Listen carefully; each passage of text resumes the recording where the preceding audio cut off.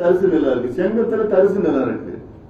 அங்க போய் நீங்க சிப்காட் தொடங்குங்க, 3000 5000 ஏக்கர்ல தொடங்குங்க. ஆனா அங்க மேல்மால விளைநிலங்கள் இருக்கு. அதாவது இன்ஃப்ராஸ்ட்ரக்சருக்கும் இண்டஸ்ட்ரிக்கும் நீங்க வித்தியாசம் புரிஞ்சுக்கணும். தொழிற்சாலைக்கும் கட்டுமானத்துக்கும் புரிஞ்சுக்கணும்.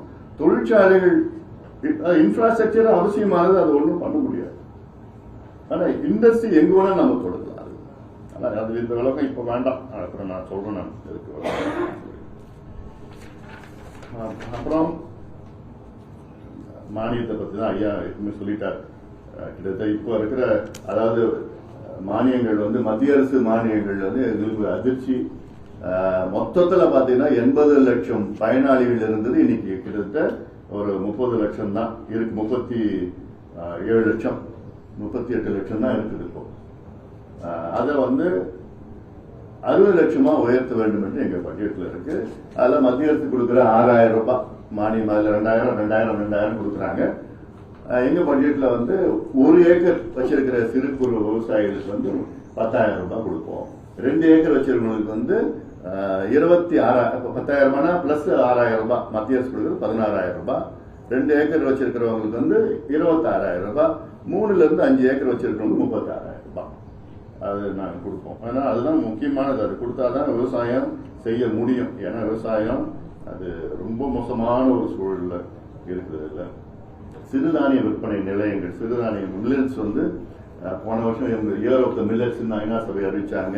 இன்னும் மில்லட்ஸ் வந்து இன்னும் கொஞ்சம் அதிக பயன்பாட்டில் இருக்கணும்.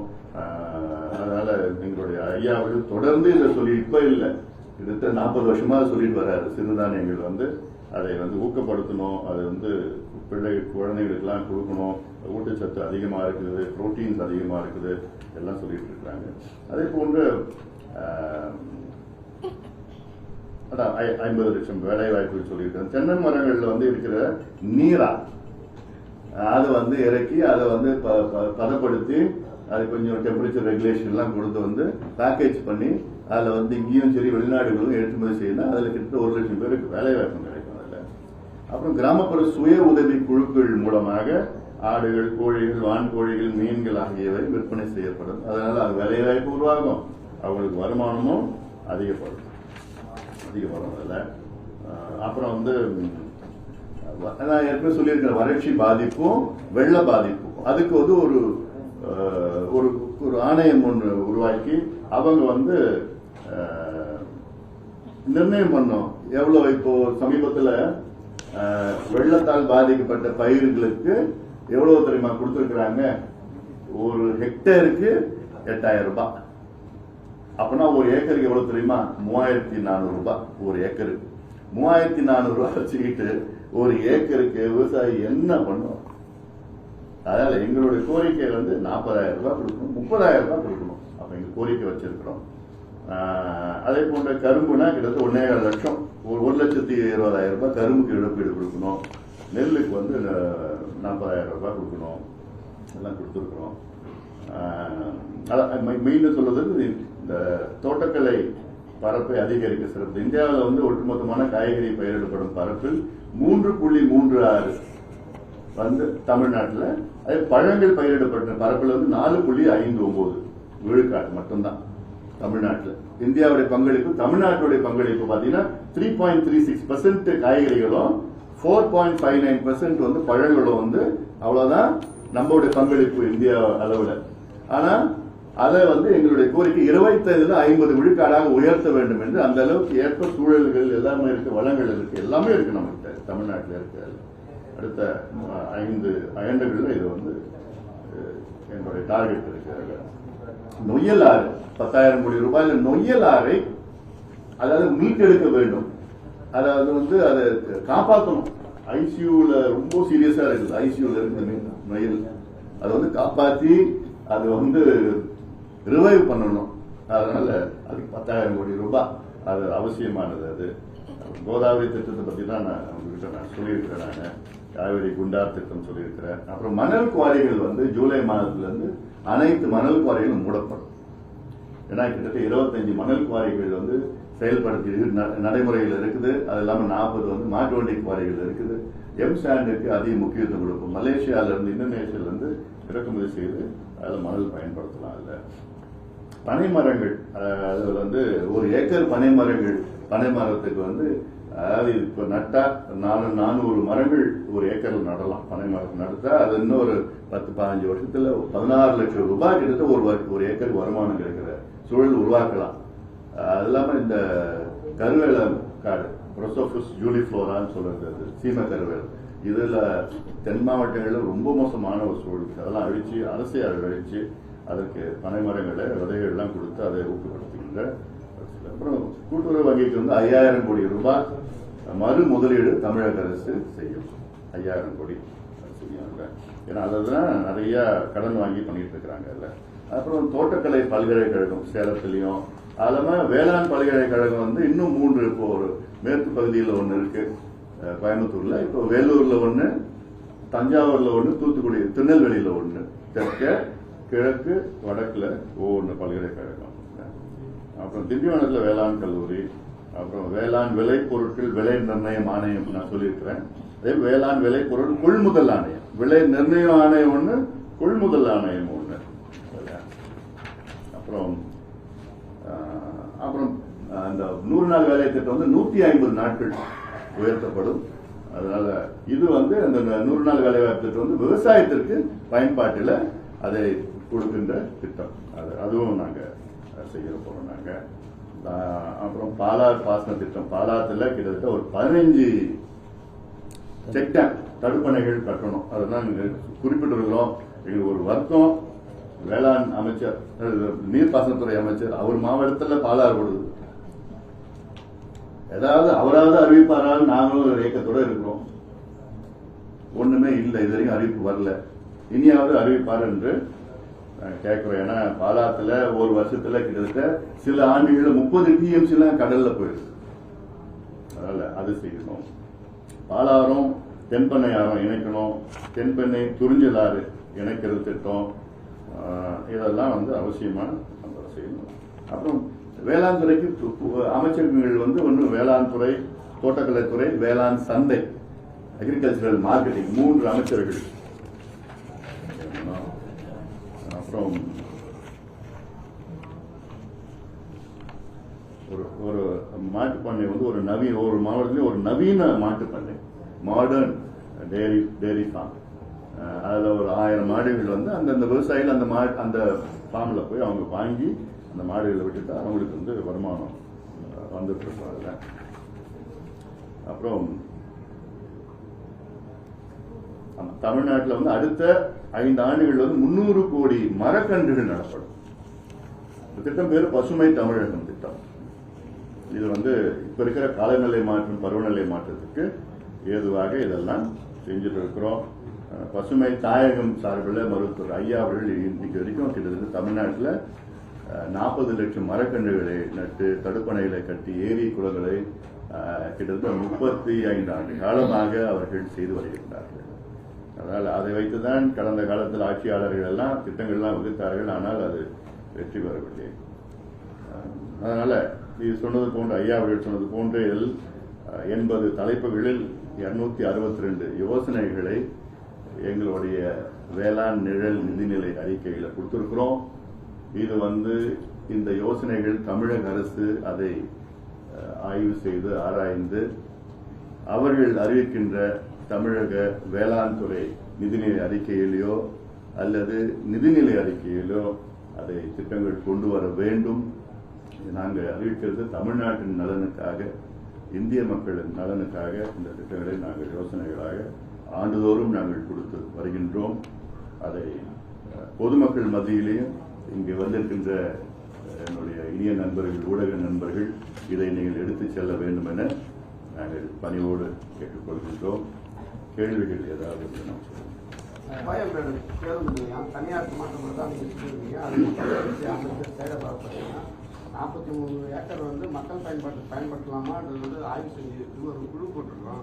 ஆனால் அதுக்குள்ள வந்து ஒரு கட்சி தலைவர் வந்து நகைச்சுவையா அந்த மாதிரி பேசுறது நகைச்சுவையா இருக்கு அப்படின்ற மாதிரி சொல்லியிருக்காங்க. அதாவது நாங்க எதுவுமே நகைச்சுவையா சொல்ல மாட்டோம். நாங்க எப்பயுமே சீரியஸா தான் நாங்க சொல்லுவோம். நாங்க இது சொன்னதுக்கு பிறகுதான் பல்டி அடிச்சுட்டு இருக்காங்க.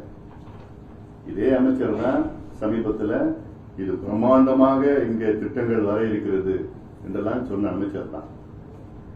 எங்களுடைய நோக்கம் சென்னையில மிகப்பெரிய ஒரு பசுமை பொது பூங்கா வேண்டும். வேற எங்கேயுமே இடம் இல்லை. இப்ப இருக்கிற பூங்காக்கள் பாத்தீங்கன்னா செம்மொழி பூங்கா அது வரை 20 ஏக்கர்லாம் இருக்குது.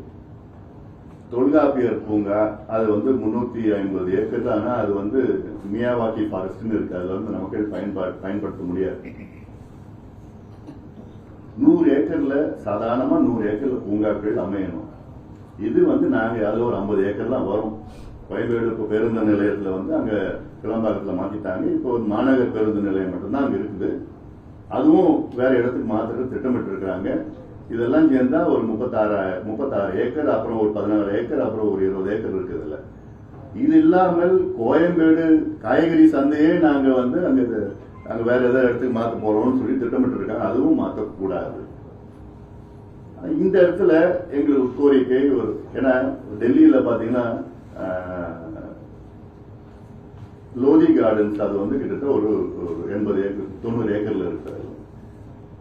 பெங்களூர்ல சிம்ஸ் பார்க் கபன் பார்க்லாம் அதெல்லாம் 250 ஏக்கர் 100 ஏக்கர்ல இருக்குது. வெளிநாடுகள்ல நியூயார்க்ல சென்ட்ரல் பார்க் 800 ஏக்கர்ல இருக்கு. ஹைட் பார்க் லண்டன்ல 350 ஏக்கர்ல இருக்கு. இதெல்லாம் மக்கள் அங்க போய் ரொம்ப அங்க காலையில உடற்பயிற்சி நடைப்பயிற்சி எல்லாம் பிறகு உடல் பருமன் நான் கம்யூனிகபிள் டிசீசஸ் தொற்றா நோய்கள் அதிகமா வர்றது காரணம் இது போன்ற இடங்கள் கிடையாது. அது அங்க அவசியமானது. வேற எந்த கட்டுமானங்களும் வரக்கூடாது. நீங்க உங்களுடைய மால் எல்லாம் தேவையில்லை. எங்களுக்கு மால் எல்லாம் பணக்காரங்க தான் பயன்படுத்துவாங்க. அந்த பகுதியில் உள்ள லட்சக்கணக்கான ஏழை மக்கள் நடுத்தர மக்கள்லாம் அந்த பூங்காதான் அமைக்கணும். வேற எதுவுமே வேண்டாம். இல்ல அங்க வேற ஏதாவது வந்தா நாங்க கடுமையான போராட்டம் நடத்துவோம். நாங்க பூங்காக்கள் வர வேண்டும். பூங்கா மட்டும்தான் தமிழக அரசு அறிவிக்க வேண்டும். இது சென்னைக்கு அவசியமானது. நாங்க எதுவுமே நகைச்சுவா நாங்க சொல்ல மாட்டோம். அவர் அப்படி எடுத்துக்கிட்டாருன்னா அவருடைய இயலாமை. வேளாண் பட்டப்படிப்பு உயர் படிப்பு படிச்சவங்களுக்கு முறையான வேலை வாய்ப்பு இல்லைன்னு சொல்லிட்டு ஒரு பொதுவான குற்றச்சாட்டு இருக்கு. நிச்சயமா அது உண்மைதான். ஏன்னா இப்ப எவ்வளவு வாய்ப்புகள் இருக்கு. ஐயா அவர் பட்ஜெட்டை வெளியிடுறாரு. அதுல கிட்டத்தட்ட 50 லட்சம் பேருக்கு வேலை வாய்ப்பு உருவாக்குவது எப்படி, திட்டங்கள் வகுக்கிறது எப்படி. இப்ப அதுல ஒரு உதாரணம், நல்ல உயர் படிப்புலாம் படிச்சிருக்கிறாங்க. இது போன்ற ஒரு 4 பல்கலைக்கழகங்கள் உருவாக்கணும். வேளாண் கல்லூரிகள் அரசு உருவாக்கணும். வேளாண் மட்டும் கிடையாது, தோட்டக்கலை சம்பந்தமாக இப்படி எல்லாம் அவங்களுக்கு அதுல வேலை வாய்ப்பு உருவாகும். சிறப்பு வேளாண் பொருளாதார மண்டலம் ஸ்பெஷல் அக்ரோ எக்கனாமிக் ஜோன்ஸ் அதுல என்னென்ன இருக்குன்னா, இப்போ ஒரு கடலூர்ல சொல்றது நான் பலா இருக்குது, முந்திரி இருக்குது. அதை பதப்படுத்தி மதிப்பு கூட்டி அதுல வெளிநாடுகள் ஏற்றுமதி செய்யணும் அப்படின்னு. வெளிநாட்டுல முந்திரிக்கு எப்ப வேணா டிமாண்ட் இருக்கு. வருஷம் முழுவதும் டிமாண்ட் தான் இருக்கு. ஆனா அங்க கடலூர்ல என்ன நடக்குது, மதகாஸ்கர்ல அங்க இருக்கிற நாடாளுமன்ற உறுப்பினர் இறக்குமதி செய்யறாரு. விலை குறைவான முந்திரியை எங்க மதகாஸ்கர்ல ஆப்பிரிக்கா மதகாஸ்கர்ல இறக்குமதி செஞ்சு அங்க உள்ளூர் இருக்கிற அவங்களுக்கு விலை குறைஞ்சு ரொம்ப மோசமான ஒரு சூழல்ல இருக்காங்க முந்திரி விவசாயிகள்லாம் இருக்கு. இதெல்லாம் மக்களுக்கு தெளிவுபடுத்த விழிப்புணர்வு ஏற்படுத்தும். வேலை வாய்ப்பு எவ்வளவு இருக்கு. அதாவது அவங்க எவ்வளவு நமக்கு இவங்கெல்லாம் நம்மளுடைய இளைஞர்கள் நமக்கு வரம் இவங்கெல்லாம் அவங்களை பயன்படுத்துவதற்கு எவ்வளவு வாய்ப்புகள் இருக்கிறது. எங்க பட்ஜெட்ல படிச்சாலே போதும். வேளாண்துறை அமைச்சர் செயல்பாடு எப்படி சார் இருக்கு தமிழகத்துல? கஷ்டமான கேள்வி கேட்கறீங்க. இன்னும் நல்லா பண்ணலாம். அதாவது மனசு இருக்கணும். ஒரு உதாரணம், என்எல்சி பிரச்சனை இருக்கு. அவருடைய மாவட்டம், அவருடைய நிலம் அங்க இருக்குது. அவருக்கு தெரியல நாளைக்கு அந்த நிலமும் போயிடும். அதனால இது என்எல்சி என்பது ஏதோ நாங்க சும்மா வேண்டும் என்று நாங்க சொல்லல. எங்க ஐயா அவர்கள் என்எல்சி பிரச்சனை 40 ஆண்டு காலமாக போராட்டம் நடத்திட்டு வர.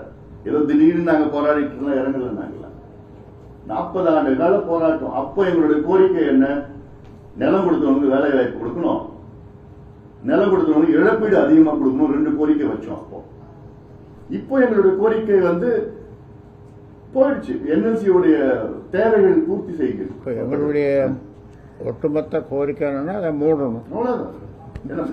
ஒரே கோரிக்கை. ஏன்னா அது தேவைகள் இல்லை. இப்போ தமிழ்நாட்டினுடைய மொத்தம் மின் உற்பத்தி பாத்தீங்கன்னா 36,000 மெகாவாட், மின் தேவைகள் 17,000 மெகாவாட், தேவைகளோட உற்பத்தி 2 மடங்கு அதிகமா இருக்கு. அப்ப எதுக்கு என்எல்சி, எதுக்கு நிலத்தை கையகப்படுத்துறீங்க? நாங்க போராட்டம் பண்ண பிறகுதான் 66 ஆண்டுகளுக்கு பிறகுதான் இப்ப பட்டா கொடுத்திருக்கிறாங்க. விஜய மாநகரத்துல பட்டா கொடுத்திருக்காங்க 66 ஆண்டுகளுக்கு பிறகு. இப்போ நாங்க போராட்டம் பண்ணது பிறகு, நாங்க போராட்டம் பண்ண பிறகுதான் 500 பேருக்கு வேலை கொடுத்திருக்கிறாங்க. இப்போ நிலம் கொடுத்தவங்களுக்கு அது சமீபத்தில் 270 பேர் எடுத்திருக்கிறாங்க, வேலைக்கு எடுத்திருக்கிறாங்க. அது 270 பேர்ல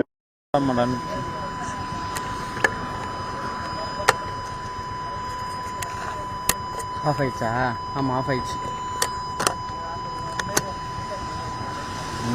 இல்ல ஆஃப் ஆயிடுச்சு. மாத்து மாத்து மாத்து. வேற என்னாச்சு? இது ஒரே